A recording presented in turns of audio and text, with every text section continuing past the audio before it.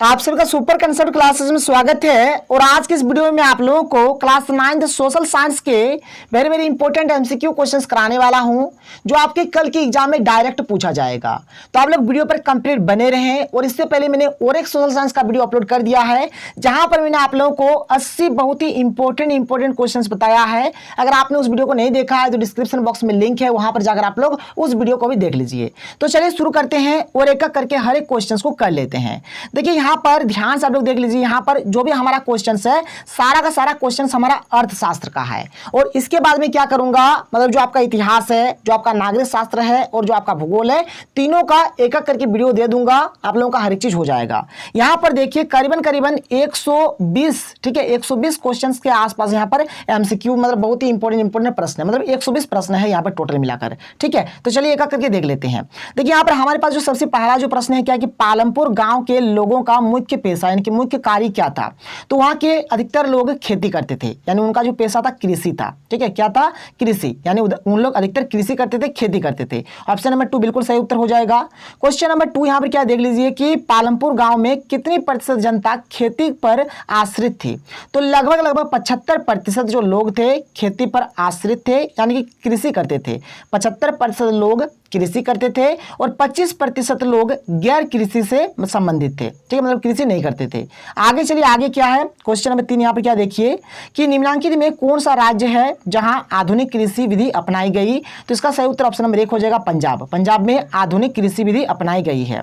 Question number 4 क्या देखिए कि खरीफ ऋतु या फिर खरीफ फसल की अवधि है। खरीफ फसल बोलिए, खरीफ ऋतु बोलिए, इसका जो अवधि है क्या है? इसका अवधि है जून से अक्टूबर। ठीक है, जून से अक्टूबर, इसका बिल्कुल सही उत्तर हो जाएगा। ऑप्शन नंबर 1 इसका राइट आंसर हो जाएगा। आगे चलिए क्या कि रबी फसल या फिर रबी ऋतु बोलिए, इसका जो अवधि है क्या है? तो इसका अवधि हो जाएगा नवंबर से अप्रैल। ऑप्शन नंबर 2 बिल्कुल सही उत्तर हो जाएगा।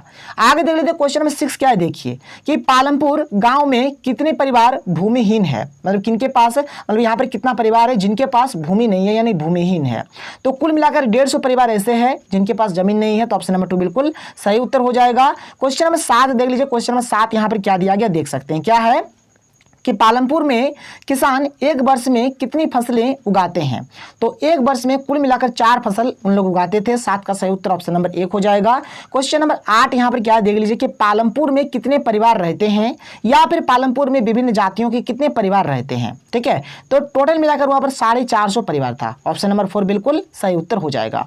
क्वेश्चन नंबर 9 क्या देखिए कि उत्पादन के मुख्य कारक कौन नहीं है। मतलब उत्पादन से मतलब किनका लेना देना नहीं है। तो बाजार मतलब जो है ना, इनका उत्पादन से कोई भी लेना देना नहीं है। तो 9 का सही उत्तर ऑप्शन नंबर 4 हो जाएगा। बाजार इसका सही उत्तर हो जाएगा।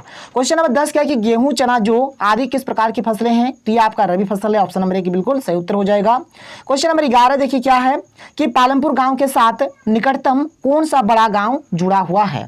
देखिए बड़ा गांव अगर बोला जाएगा ना, बड़ा गांव, ठीक है, तो ध्यान से देखिएगा, यहाँ पर बात को पहले समझ लीजिए। देखिए पालमपुर का जो निकट गांव है, निकट गांव हो जाएगा शाहपुर, और पालमपुर का जो बड़ा गांव हो जाएगा ये हो जाएगा रायगंज। ध्यान से सुनिए, जो निकट वाला जो गांव हो जाएगा वो हो जाएगा शाहपुर, और पालमपुर का जो बड़ा गांव हो जाएगा वो हो जाएगा हमारा रायगंज। कोई दिक्कत नहीं है। तो यहाँ पर प्रश्न में बोला गया है, देख लीजिए क्या है कि पालमपुर गांव के साथ निकटतम, लेकिन निकटतम का बात हो रहा है। तो जब भी निकटतम का बात होगा तो निकटतम, ठीक है, निकटतम के केस में आप किसको लिखिएगा? शाहपुर के लिखिएगा। लेकिन यहाँ पर बड़ा भी है, बड़ा गांव, देखिए बड़ा गांव है, तो बड़ा गांव होने से क्या लिखिएगा? बड़ा गांव बोलने से रायगंज। तो यहाँ पर बड़ा भी बोला गया है, तो बड़ा आपका क्या हो जाएगा? यहाँ पर बड़ा आपका हो जाएगा रायगंज। देखिए एक्चुअली में होता क्या है, देखिए जो पालमपुर गांव है, पालमपुर गांव से 3 किलोमीटर की दूरी पर है। 3 किलोमीटर की दूरी पर ही जो हमारा गांव है, जो बड़का वाला गांव है वह है रायगंज। ठीक है, तो ये सामने भी होगा, 3 किलोमीटर ज्यादा दूर नहीं होता, तो निकट में भी है और बड़ा भी है। लेकिन प्रश्न अगर मान के चलिए केवल निकट का पूछा जाएगा, निकट तो शाहपुर हो जाएगा, और केवल अगर बड़ा बोला जाता है तो रायगंज हो जाएगा। तो यहाँ पर बड़ा है, निकट तो है, ये है, बड़ा भी है साथ में, तो बड़ा है तो रायगंज हो जाएगा इसका सही उत्तर।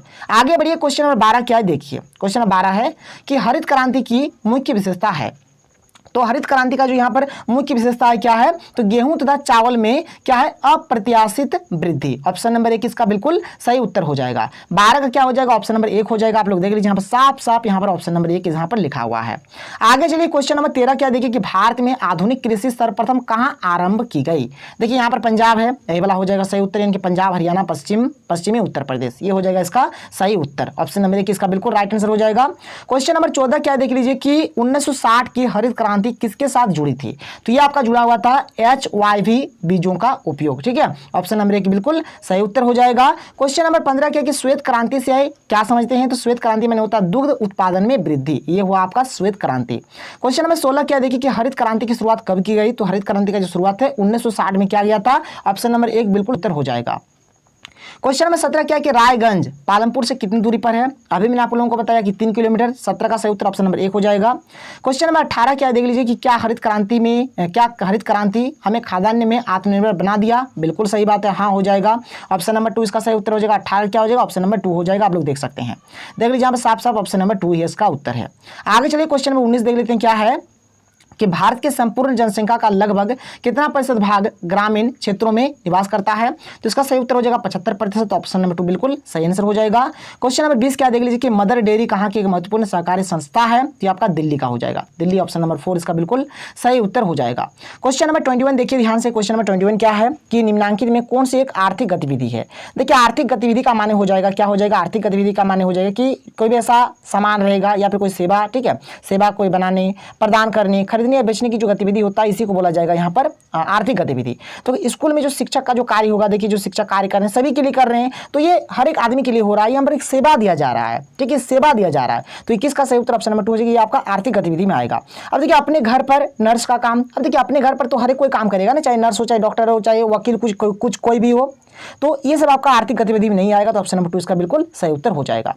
क्वेश्चन नंबर 22 क्या है देखिए कि एक वर्ष में किसी भूमि पर एक से ज्यादा फसल पैदा करने को क्या कहा जाता है? तो इसको बोला जाता है बहुविध फसल प्रणाली। ऑप्शन नंबर 4 बिल्कुल सही उत्तर हो जाएगा। क्वेश्चन नंबर 23 क्या है देख लीजिए। क्वेश्चन नंबर 23 है कि औजार, मशीन, भवन आदि को क्या कहते हैं? तो इसको बोला जाएगा स्थायी पूंजी। स्थायी पूंजी माने क्या होता है? जिसका उपयोग हम लोग मतलब कई वर्षों तक करते हैं। तो जो भी मतलब औजार रहता है, मशीन रहता है, भवन रहता है, इसका तो उपयोग हम लोग कई वर्षों तक करते हैं, इसलिए ये हमारा स्थायी पूंजी हो जाएगा। ऑप्शन नंबर 3 इसका बिल्कुल सही उत्तर होगा। तो देखिए यहाँ पर मैंने लिख दिया जो हमारा जो पूंजी होता है मुख्यतः 2 प्रकार के होते हैं। एक हो जाएगा आप लोगों का यहाँ पर स्थायी पूंजी और एक हो जाएगा अस्थायी पूंजी, जिसको हम लोग यहाँ पर क्या बोलेंगे? जिसको हम लोग यहाँ पर कार्यशील पूंजी भी बोल सकते हैं। ठीक है, देखिए कि ऐसी पूंजी जिनका उत्पादन में कई वर्षों तक उपयोग में लाया जाता है उसे स्थायी पूंजी कहते हैं। मतलब जिसका उपयोग हम लोग कई वर्षों तक करेंगे, जैसे औजार, मशीन, भवन, जनरेटर, टरबाइन, कंप्यूटर, ये सब के सब क्या है? स्थायी पूंजी, क्योंकि इसका उपयोग हम लोग कई वर्षों तक करते हैं। क्वेश्चन नंबर 24 क्या है कि भूमि के पश्चात उत्पादन का दूसरा आवश्यक कारक क्या है? तो इसका सही उत्तर हो जाएगा श्रम। ठीक है, श्रम भी चाहिए, भूमि होने से कुछ नहीं होगा, श्रम चाहिए, हमें उस पर मेहनत करना पड़ेगा। क्वेश्चन नंबर 25 क्या है कि किस प्रकार की जनसंख्या अर्थव्यवस्था की परिसंपत्ति है? तो शिक्षित एवं स्वस्थ जनसंख्या जो है वो अर्थव्यवस्था की क्या है? परिसंपत्ति है। ठीक है, आगे चलिए क्वेश्चन नंबर 26 क्या देखिए कि मानव पूंजी किसका क्या द्योतक है? तो ये हो जाएगा आपका ऑप्शन नंबर 2 की निपुणता एवं उत्पादक ज्ञान का भंडार। ये ऑप्शन नंबर 2 बिल्कुल सही उत्तर हो जाएगा। क्वेश्चन नंबर 27 क्या है कि किस प्रकार की जनसंख्या अर्थव्यवस्था पर एक भार है, जो मतलब बेकार है? ठीक है, जिसका हो जाएगा अशिक्षित एवं अस्वस्थ जनसंख्या। ऑप्शन नंबर 3 इसका सही उत्तर हो जाएगा। आगे चलिए क्वेश्चन नंबर 28 क्या देखिए कि ग्रामीण क्षेत्रों में कितने प्रकार की बेरोजगारी पाई जाती है? तो इसमें 2 प्रकार का बेरोजगारी होता है, एक प्रचंड बेरोजगारी, एक होता है मौसमी बेरोजगारी। कोई प्रॉब्लम नहीं है। आगे चलिए क्वेश्चन नंबर 29 देख लीजिए। क्वेश्चन नंबर 29 यहाँ पर क्या दिया गया कि निम्नलिखित में से कौन से कारक जनसंख्या की गुणवत्ता को बढ़ाते हैं?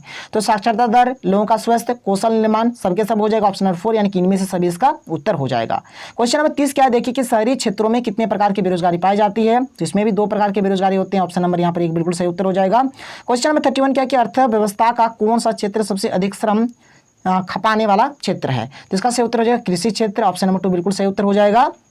क्वेश्चन 32 क्या है कि सन 2000 में शिशु मृत्यु दर कितनी थी? तो इसका सही उत्तर हो जाएगा 75। ऑप्शन नंबर 3 बिल्कुल राइट आंसर हो जाएगा। क्वेश्चन नंबर 33 क्या है कि सन 2000 में जीवन प्रत्याशा क्या थी? देखिए जीवन प्रत्याशा माने होता है कि अभी तक तो हमने जितना जी लिया, अब आगे हम लोग कितना दिन तक जिएंगे, ये होता है जीवन प्रत्याशा।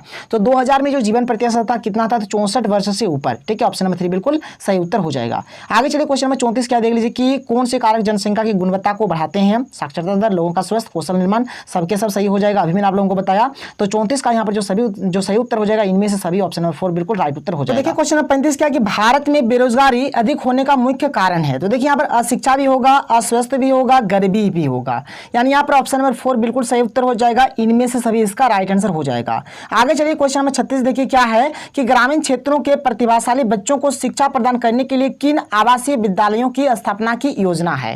तो यहाँ पर नवोदय विद्यालय इसका सही उत्तर हो जाएगा। ऑप्शन नंबर 2 बिल्कुल राइट आंसर हो जाएगा। क्वेश्चन नंबर 37 क्या देखिए कि भारत के किस किस राज्य की न्यूनतम प्रति व्यक्ति आय है? तो इसका सही उत्तर हो जाएगा बिहार, ऑप्शन नंबर 3 बिल्कुल राइट आंसर हो जाएगा। आगे चलिए क्वेश्चन नंबर यहाँ पर देख लेते हैं 38 क्या है। तो शहरी क्षेत्र में किस प्रकार की बेरोजगारी नहीं पाई जाती है? देखिए शहरी क्षेत्र जो होता है उसमें मौसमी बेरोजगारी नहीं पाई जाती है। तो 38 का सही उत्तर ऑप्शन नंबर 1 हो जाएगा। देखिए जो हमारा शहरी वाला जो क्षेत्र होता है उसमें औद्योगिक बेरोजगारी भी होती है, शिक्षित बेरोजगारी भी होती है, लेकिन मौसमी बेरोजगारी वहां पर नहीं पाया जाता है। तो 38 का सही उत्तर ऑप्शन नंबर 1 हो गया। क्वेश्चन नंबर 39 देख लेते हैं क्या है कि किस राज्य में भूमि सुधार के उपायों से गरीबी कम करने में मदद मिली है? तो इसका सही उत्तर हो जाएगा ऑप्शन नंबर 3 यानी कि पश्चिम बंगाल, वेस्ट बंगाल इसका बिल्कुल सही उत्तर हो जाएगा। क्वेश्चन नंबर 40 देख लीजिए। क्वेश्चन नंबर 40 यहां पर हमें क्या दिया गया देख लीजिए। क्वेश्चन नंबर 40 है कि भारत में उत्पादन का सबसे प्रचुर कारक कौन सा है? तो इसका सही उत्तर हो जाएगा श्रम। ठीक है, ऑप्शन नंबर 3 बिल्कुल राइट उत्तर हो जाएगा। क्वेश्चन नंबर 41 क्या है कि एक देश की श्रम शक्ति यानी कि श्रम बल जनसंख्या क्या है? तो इसका सही उत्तर हो जाएगा 15 से 59 वर्ष तक, ऑप्शन नंबर 3 बिल्कुल राइट उत्तर होगा। क्वेश्चन नंबर 42 क्या है कि भारत में स्त्रियों की साक्षरता दर पुरुषों की साक्षरता दर से क्या है? तो क्या है? कम है। ठीक है, कम है, ऑप्शन नंबर 1 बिल्कुल सही आंसर होगा।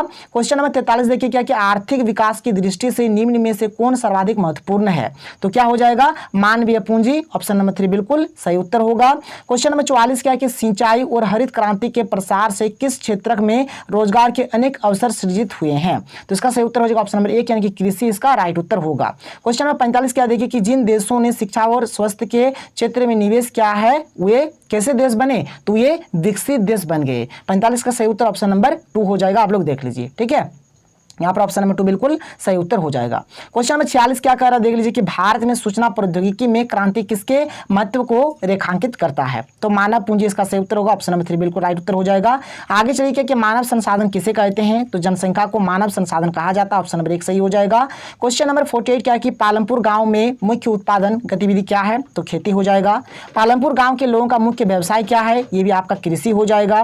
आगे चलिए क्वेश्चन नंबर 50 देखिए क्या कि पालमपुर में कितने प्रतिशत लोग अपनी जीविका के लिए खेती पर निर्भर है? तो 75% हो जाएगा। और गैर कृषि पर कितने लोग निर्भर है? तो लगभग 25% हो जाएगा। ठीक है, कोई प्रॉब्लम नहीं है। क्वेश्चन नंबर 52 देख लेते हैं क्या है कि डेयरी, लघु स्तरीय विनिर्माण, दुकानदारी, परिवहन आदि किस प्रकार की क्रिया है? तो ये आपका गैर कृषि में आ जाएगा क्योंकि यहाँ पर कृषि से कोई लेना देना नहीं है।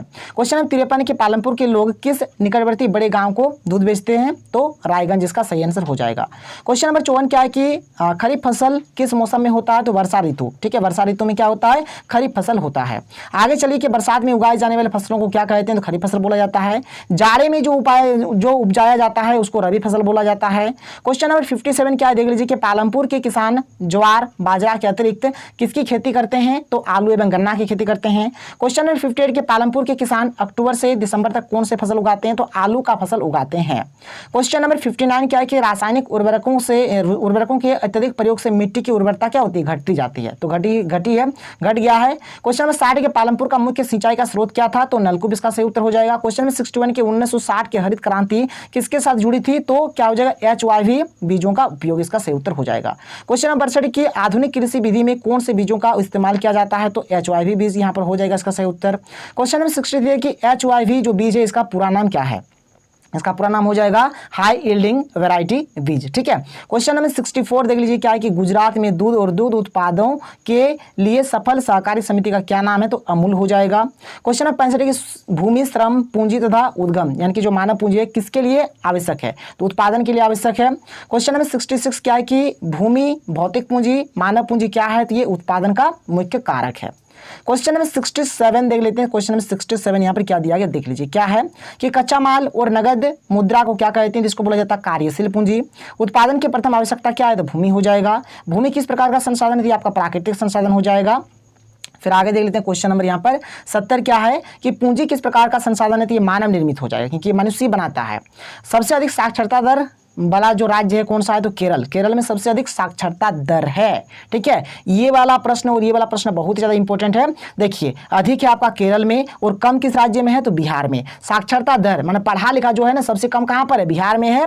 और सबसे ज्यादा कहां पर है? तो केरल में है। याद रखिएगा, बहुत ही सुपर डुपर हिट प्रश्न है। क्वेश्चन नंबर 73 क्या कि 6 से 14 वर्ष आयु के बच्चों को प्राथमिक शिक्षा देने के उद्देश्य से कौन सा अभियान चलाया गया? तो सर्व शिक्षा अभियान चलाया गया था। क्वेश्चन नंबर 74 देख लीजिए क्या है कि सर्व शिक्षा अभियान का उद्देश्य क्या है, तो 6 से 14 वर्ष की आयु के सभी बच्चों को प्रारंभिक शिक्षा प्रदान करना। क्वेश्चन 75 है कि सर्व शिक्षा अभियान किस आयु वर्ग के बच्चों के चलाया गया, तो 6 से 14 वर्ष आयु वर्ग के लिए बच्चों के लिए चलाया गया था। क्वेश्चन नंबर 76 क्या है कि प्राथमिक शिक्षा में नामांकन बढ़ाने हेतु सरकार द्वारा कार्यान्वित की गई कोई एक योजना लिखे, तो सेतु पाठ्यक्रम या स्कूल लोटेन शिविर इसका सही उत्तर हो जाएगा। क्वेश्चन नंबर 77 क्या है कि विद्यालयों में दोपहर के भोजन की योजना का क्या लक्ष्य है, इसका यही लक्ष्य है कि मतलब विद्यालय जो रहेगा उसमें बच्चे का उपस्थिति अच्छे तरीके से रहे, और क्या है कि विद्यालयों में बच्चे की उपस्थिति को बढ़ावा और अनेक उनके पोषण स्थिति में सुधार। ठीक है। क्वेश्चन में 78 क्या है कि मौसमी और प्रचंड बेरोजगारी कहाँ पाई जाती है, मैंने शुरू में ही आप लोगों को बता दी कि ग्रामीण क्षेत्र में, तो 78 का सही उत्तर ऑप्शन नंबर 1 हो जाएगा। देख लीजिए यहाँ पर साफ साफ इसका जो उत्तर है ऑप्शन नंबर 1 इसका राइट आंसर हो जाएगा। क्वेश्चन नंबर 79 क्या देख लीजिए कि भारत के नगरीय क्षेत्रों में किस प्रकार की बेरोजगारी पाई जाती है, जो नगर वाला जो क्षेत्र वहाँ पर शिक्षित बेरोजगारी पाई जाती है, ऑप्शन नंबर 3 बिल्कुल सही उत्तर हो जाएगा। आगे चलिए यहाँ पर क्या है देखिए कि MGNREGA का जो पूरा नाम होगा क्या हो जाएगा, तो इसका हो जाएगा महात्मा गांधी राष्ट्रीय ग्रामीण रोजगार गारंटी अधिनियम 2005। ठीक है, ऑप्शन नंबर 4 बिल्कुल सही उत्तर हो जाएगा। क्वेश्चन नंबर 81 क्या देखिए कि महात्मा गांधी राष्ट्रीय ग्रामीण रोजगार गारंटी अधिनियम में कितने दिनों का रोजगार उपलब्ध होता है, तो 100 दिनों का रोजगार उपलब्ध होता है, ऑप्शन नंबर 3 बिल्कुल सही उत्तर हो जाएगा। क्वेश्चन नंबर 82 क्या है कि NFWP का पूर्ण रूप क्या है, तो इसका माने हो जाएगा राष्ट्रीय कार्य के बदले भोजन योजना, ऑप्शन नंबर 4 बिल्कुल सही उत्तर हो जाएगा। क्वेश्चन नंबर 83 क्या है कि राष्ट्रीय काम के बदले अनाज, ठीक है, कार्यक्रम कब शुरू किया गया, तो ये शुरू किया गया था आपका 2004 में, ऑप्शन नंबर 3 बिल्कुल सही उत्तर हो जाएगा। जीडीपी का पूरा नाम क्या है, तो सकल घरेलू उत्पाद होता है जीडीपी का पूरा नाम। क्वेश्चन नंबर यहाँ पे देख लेते हैं 85 क्या है, तो जीएनपी का पूरा नाम क्या हो जाएगा, तो सकल राष्ट्रीय उत्पाद हो जाएगा। क्वेश्चन नंबर 86 की शिक्षा प्रशिक्षण ज्ञान और चिकित्सा सेवा में निवेश से कोई जनसंख्या किस प्रकार की पूंजी में बदल जाती है, तो आपका मानव पूंजी में बदल जाता है। क्वेश्चन नंबर 87 क्या देख लीजिए कि मानव संसाधन को मानव पूंजी में बदलने के लिए किसकी आवश्यकता होती है, तो शिक्षा एवं स्वास्थ्य की आवश्यकता होती है। क्वेश्चन नंबर 88 की कौन सा संसाधन सबसे अच्छा होता है, तो मानव पूंजी सबसे अच्छा है। अगला प्रश्न क्या है कि किस देश ने मानव संसाधन पर बड़ा निवेश किया, तो जापान ने क्या है। क्वेश्चन नंबर 90 के कि प्रचुर मात्रा में प्राकृतिक संसाधन नहीं होने के बावजूद जापान कैसे धनी एवं विकसित देश है, तो कौशल एवं प्रौद्योगिकी विकास से। ठीक है, कौशल एवं प्रौद्योगिकी विकास का सही उत्तर हो जाएगा। क्वेश्चन 91 की जापान का किस संसाधन में अधिक निवेश हुआ था, मानव संसाधन में। क्वेश्चन 92 की जनसंख्या की गुणवत्ता किन दो कारकों पर निर्भर करती है, साक्षरता दर एवं जीवन प्रत्याशा, इसका सही उत्तर हो जाएगा। क्वेश्चन नंबर 93 देखिए क्या है कि कौन से कारक जनसंख्या की गुणवत्ता को बढ़ाते हैं, साक्षरता दर, स्वास्थ्य एवं कौशल निर्माण, इसका सही उत्तर हो जाएगा। क्वेश्चन 94 क्या है कि मानव क्रियाकलापों को कितने प्रमुख क्षेत्रों में बांटा गया, तो 3 हो जाएगा। ठीक है, प्राथमिक क्षेत्र, द्वितीयक क्षेत्र और तृतीयक क्षेत्र। क्वेश्चन नंबर 95 क्या है कि कृषि, वानिकी, पशुपालन, मत्स्य एवं मुर्गी पालन, खनन आदि किस क्षेत्र यानी कि या फिर क्रियाकलाप में आते हैं, ये प्राथमिक में आते हैं। विनिर्माण जो हो जाएगा ये आपका द्वितीयक में आएगा, और जो सेवा वाला हो जाएगा जैसे कि परिवहन हो गया, संचार, बैंकिंग, ये सब के सब हमारा तृतीयक क्षेत्र में चला जाएगा। तो 97 क्या है कि व्यापार, परिवहन, संचार, बैंकिंग, बीमा, स्वास्थ्य, ये सब जो रहेगा ये सब हमारा किस क्षेत्र में आएगा, सेवा, पर्यटन, ये सब के सब हमारा किस में आएगा, तो तृतीयक क्षेत्र में आ जाएगा। क्वेश्चन नंबर 98 देख लेते हैं। क्वेश्चन नंबर 98 यहाँ पर क्या दिया गया देख लीजिए। क्वेश्चन 98 है तो वस्तुओं और सेवाओं का उत्पादन किस क्षेत्र के क्रियाकलाप से होता है, तो सेवा का जब भी बात होगा तो तृतीयक क्षेत्र में चला जाना सोचना ही नहीं है। क्वेश्चन नंबर 99 क्या है कि प्राथमिक क्षेत्र में संपन्न की जाने वाली कोई 2 क्रियाएं लिखिए, तो पशुपालन और मत्स्य पालन, इसका सही उत्तर हो जाएगा। क्वेश्चन नंबर 100 यहाँ पर हम लोगों ने शतक लगा दिया कि सबसे अधिक श्रम आधारित क्षेत्र कौन है, तो यहाँ पर कृषि हो जाएगा। लघु विनिर्माण, परिवहन, दुकानदारी आदि कैसी क्रियाएं, तो गैर कृषि क्रियाएं हैं, मैंने आप लोगों को पहले भी बताया। क्वेश्चन नंबर 102 क्या है देखिए कि आर्थिक क्रियाएं कौन सी है, तो बाजार और गैर बाजार क्रियाएं आर्थिक क्रियाएं हैं। क्वेश्चन नंबर 103 स्व उपभोग के लिए उत्पादन कैसी क्रिया है, तो गैर बाजार क्रिया हो जाएगा। परिवार के लिए महिलाओं द्वारा दी गई सेवाएं कैसी क्रिया थी, गैर बाजार क्रिया भी हो जाएगा।